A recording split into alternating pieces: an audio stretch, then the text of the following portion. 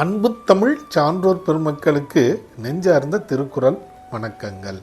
நான் உங்கள் அன்பு தோழன் மூவேந்திர பாண்டியன். இன்று நாம் திருக்குறளில் பொருட்பாலில் 106வது அதிகாரமாக உள்ள இரவு என்ற அதிகார தலைப்பின் கீழ் அமையப்பெற்றுள்ள 1058வது திருக்குறளை பற்றி அறியப் போகின்றோம்.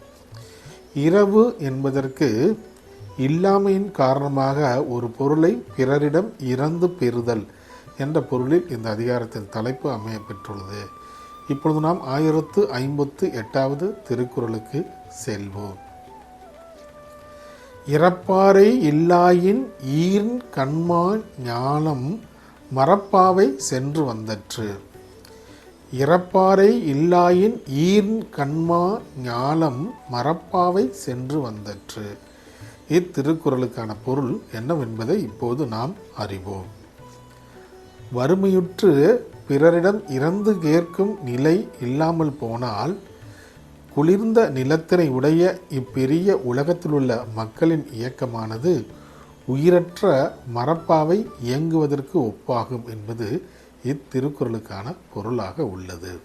மீண்டும் பொருள்: வறுமையுற்று இறந்து கேட்பவர் இல்லாமல் போனால் குளிர்ந்த நிலத்தினை உடைய இப்பெரிய உலகில் வாழும் மக்களின் இயக்கமானது உயிரற்ற மரப்பாவை இயங்குவதற்கு ஒப்பாகும் என்பது இத்திருக்குறளுக்கான பொருளாக உள்ளது.